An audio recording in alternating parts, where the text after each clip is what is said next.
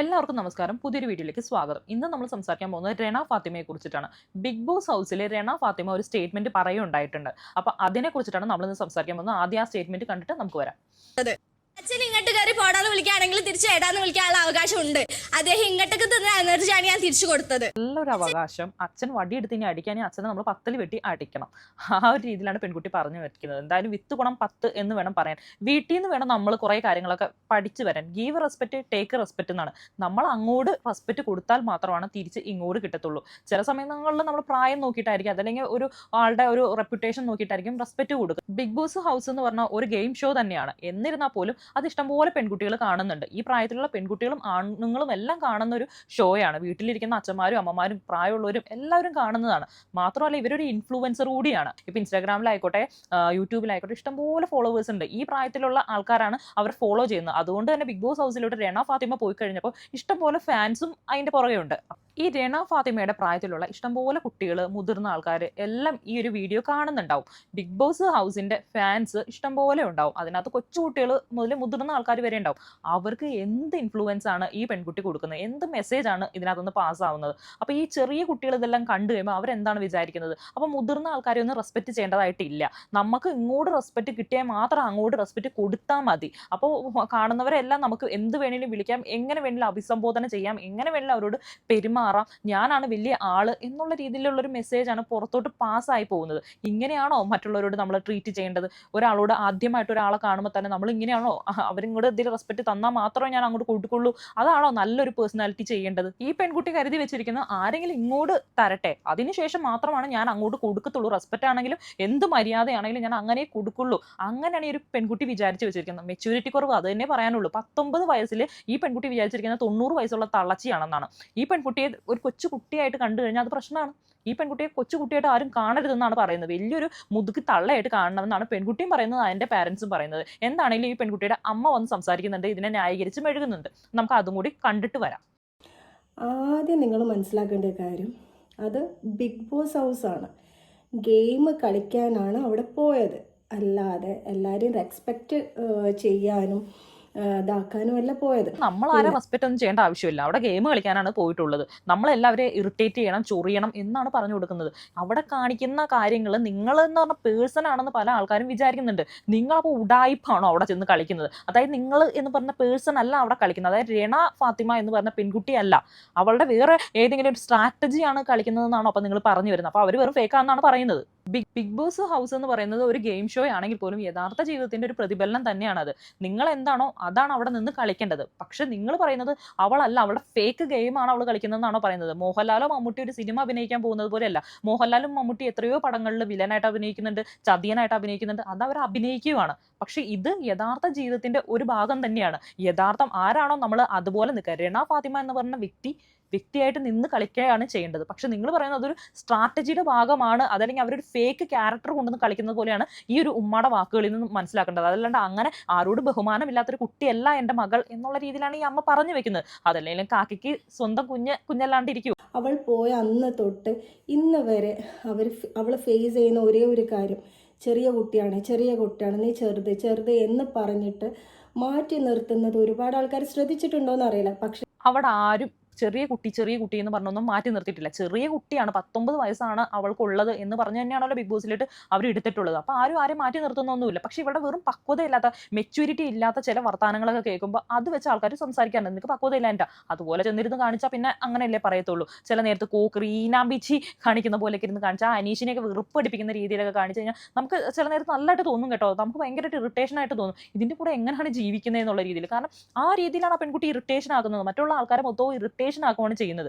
അവിടെ എത്രയോ പേര് അനീഷിനെ ഗെയിമിന്റെ ഭാഗമായിട്ടായിരിക്കാം, പക്ഷെ ഇത്രയും ഇറിറ്റേഷൻ ആയിട്ടുള്ളൊരു ക്യാരക്ടർ അവിടെ വേറെ ആരുമില്ല. ഇവരെന്തോ പുറത്ത് നമ്മൾ ഈ കാണുന്ന ആളൊന്നുമല്ല, ഇൻഫ്ലുവൻസർ ആയിട്ട് നമ്മൾ കണ്ട ഒരു റെന ഫാത്തിമ അല്ല ബിഗ് ബോസ് ഹൗസിലുള്ളത്.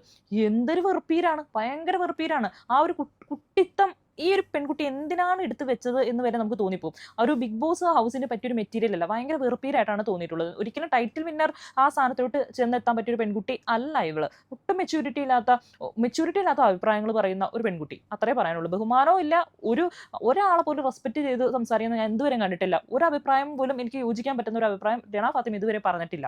ഈ ഒരു സ്റ്റേറ്റ്മെന്റ് എന്ന് പറഞ്ഞാൽ ഡിബേറ്റിന്റെ ഭാഗമായിട്ട് വന്ന ഒരു സ്റ്റേറ്റ്മെന്റ് ആണ്. ഈ ഒരു സ്റ്റേറ്റ്മെന്റ് പറയാണ്ട് രേണ ഫാത്തിമ തോറ്റുപോയിരുന്നെങ്കിൽ പോലും ജനങ്ങളുടെ മനസ്സിൽ അവള് വിജയിച്ചേനെ. ഈ ഒരു സ്റ്റേറ്റ്മെന്റ് പറഞ്ഞോടുകൂടി ഉള്ള വിലയും കൂടി ഇല്ലാണ്ടായി എന്ന് പറഞ്ഞാൽ മതിയല്ലോ. പറഞ്ഞൊരു കുട്ടി, എനിക്കറിയാം അവള് മുതിർന്നവരെ ബഹുമാനിക്കുന്നതാണോ അല്ല ബഹുമാനിക്കാത്ത കുട്ടിയാണോ എന്ന് എനിക്കറിയാം. കാരണം ഞാൻ 18 വയസ്സ് വരെ ഞാൻ അവളെ നോക്കി വളർത്തിയ ഒരു മോളാണ്. ഇപ്പം അവളാണ് എന്നെ നോക്കുന്നത്. ഇപ്പം അവൾക്ക് ഏജ് 19 വയസ്സായി. എന്നെ മാത്രമല്ല എൻ്റെ കുടുംബം ഫുള്ള് നോക്കുന്നത് അവൾ തന്നെയാണ്.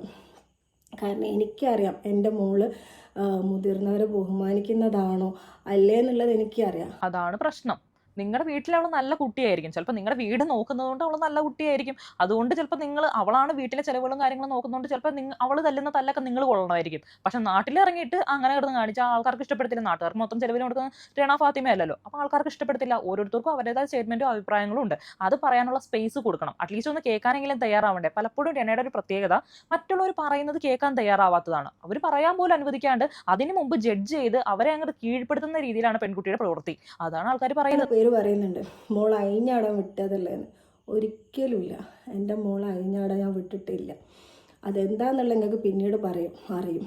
പിന്നെ വെച്ചിട്ടുണ്ടെങ്കിൽ ആലിബ് എന്ന് പറയുന്നത് അവളെ ജീവനാണ് ആലിബ്.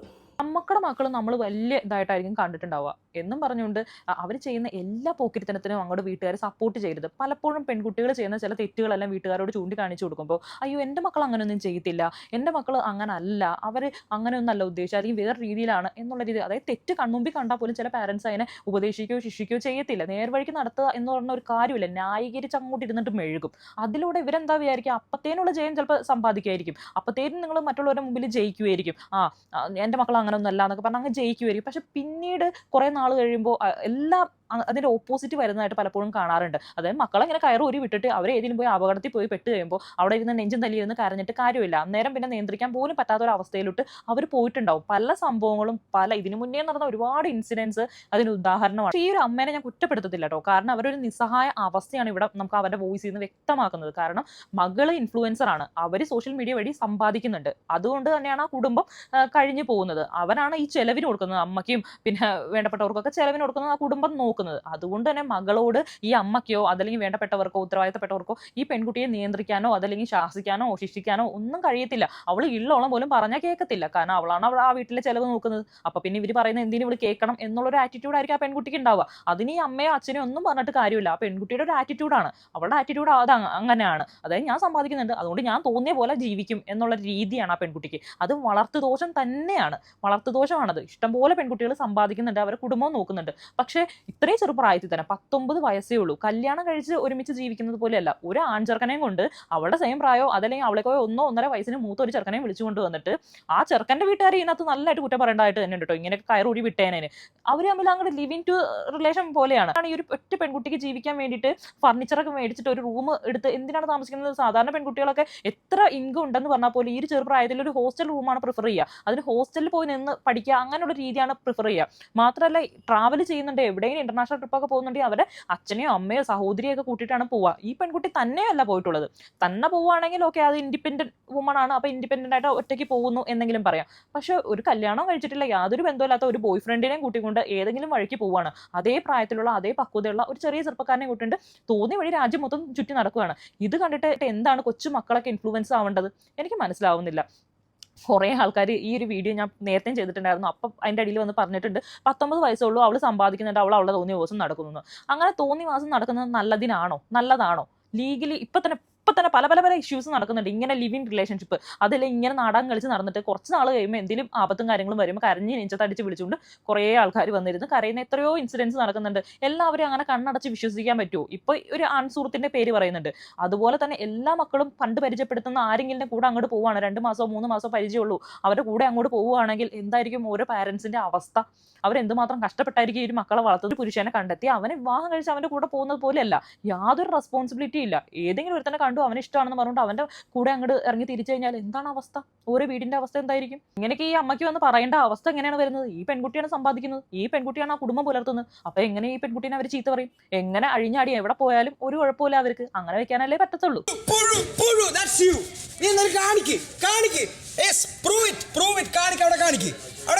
നിനക്ക് മിണ്ടാൻ അറിയില്ല, മനസ്സിലായ?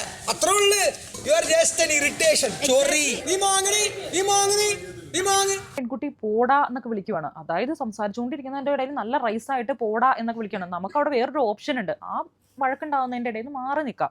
എന്തിനാണ് കൂടുതൽ സംസാരിച്ച് വഴക്കുണ്ടാക്കുന്നത്? പൂർവ്വം പ്രശ്നം വെറുതെ വഷളാക്കിയിട്ട് പോടാ എടാ പോടാ എന്നൊക്കെ വിളിച്ച് എത്രയോ വയസ്സിന് മൂത്തതായിരിക്കും ആ ഓണിയൻ സാബു ഒക്കെ. അപ്പൊ എന്തിനാണ് ഈ പെൺകുട്ടി ഇങ്ങനെ കിടന്ന് കാണിക്കുന്നതെന്ന് മനസ്സിലാവുന്നില്ല. അവളാണ് ആദ്യം പറഞ്ഞത് പോടാ പോടാ പോടാന്ന്. അതിനുശേഷമാണ് അവൻ തിരിച്ച് പറയുന്നത് പോടാ എന്ന് പറയുന്നത്. അപ്പൊ അതിൻ്റെ ഇടയ്ക്ക് അനുമോള് വന്ന് ചോദിക്കുന്നുണ്ട്, റെസ്പെക്ട് ചെയ്ത് സംസാരിക്കേണ്ട, ഇത്തരം പ്രായത്തിന് മൂത്തതല്ലേ, അപ്പൊ റെസ്പെക്ട് കൊടുത്താലല്ലേ റെസ്പെക്ട് കിട്ടത്തുള്ളൂ. അപ്പൊ പറഞ്ഞ ഇങ്ങോട്ട് റെസ്പെക്ട് ചെയ്താലേ ഞാൻ അങ്ങോട്ട് റെസ്പെക്ട് കൊടുക്കുള്ളൂ എന്ന് തന്നെയുള്ള ഒരു ആറ്റിറ്റ്യൂഡിലാണ് ആ പെൺകുട്ടി നിൽക്കുന്നത്. സത്യം പറഞ്ഞ പ്രായത്തിന് മൂത്ത ആൾക്കാർക്ക് ശരിക്കും ഒരു ഇറിറ്റേഷൻ ക്യാരക്ടറാണ് ഈ ഒരു പെൺകുട്ടി. എന്തൊരു വൃത്തികെട്ട ഒരു സ്വഭാവമാണിത്. ഇതിനൊക്കെ എങ്ങനെ അംഗീകരിക്കാൻ പറ്റും? എന്തൊരു ഒരു ചൊറിയും പുഴുവിന്റെ കുട്ടി ഇങ്ങനെ പുറകടന്ന് ശല്യപ്പെടുത്തി കഴിഞ്ഞാൽ ആർക്കാണെങ്കിലും ദേഷ്യം വരും, വളരെ ദേഷ്യം ഇറിറ്റേഷനും വരും. ഇത് ഇന്നലെ തുടങ്ങിയ ഒരു ക്യാരക്ടർ അല്ല. ഈ പെൺകുട്ടിക്ക് തുടക്കം മുതലേ അല്ലെങ്കിൽ വീട്ടിലേ ഇങ്ങനത്തെ ഒരു ശിക്ഷണമാണ് കിട്ടിയിട്ടുള്ളത്. ഈ പെൺകുട്ടി എന്ത് ചെയ്താലും, ഇങ്ങനെ ആരെ ഇറിറ്റേഷൻ ചെയ്താലും, അതിൽ ഇങ്ങനത്തെ ആരെ റെസ്പെക്ട് ചെയ്യാണ്ട് ഇരുന്നാൽ പോലും ആൾക്കും ഒരു പ്രശ്നമല്ല. ഇവള് ഉമ്മാനെ വാപ്പാനെ എടാ പോടാണോ വിളിച്ചുകൊണ്ടിരിക്കുന്നത്? അങ്ങനെ ആയിരിക്കും വിളിക്കുന്നത്. റെസ്പെക്ട് ചെയ്യേണ്ടെന്ന് നമ്മൾ പറയുന്നുണ്ടല്ലോ, പ്രായത്തിന് മൂത്തവരെ റെസ്പെക്ട് ചെയ്യണ്ട. ഇപ്പൊ ഈ ഇവര് വലിയ കാര്യത്തിന് പറയുന്നുണ്ടല്ലോ, ആലിബ് എന്ന് പറയുന്ന ഇവരുടെ ബോയ് ഫ്രണ്ട്, അവർക്കും ഉണ്ടാവില്ല ഒരു അച്ഛനും അമ്മയൊക്കെ. അപ്പൊ ഈ പെൺകുട്ടി പറയുന്നുണ്ട് പ്രായത്തിന് മൂത്ത ആരെയും ബഹുമാനിക്കേണ്ട ആവശ്യമില്ല, ഇങ്ങോട്ട് കിട്ടിയാൽ മാത്രം അങ്ങോട്ട് കൊടുത്താൽ മതി. ഇങ്ങനെയൊക്കെയാണെങ്കിൽ ആർക്കെങ്കിലും അംഗീകരിക്കാൻ വേണ്ടി പറ്റുമോ? ചില സമയത്ത് നമ്മൾ മൗനം പാലിക്കേണ്ടതായിട്ട് വരും. ചിലപ്പോൾ പ്രായത്തിന് മൂത്തവരെ നമ്മൾ ബഹുമാനിക്കേണ്ടതായിട്ട് തന്നെ വരും.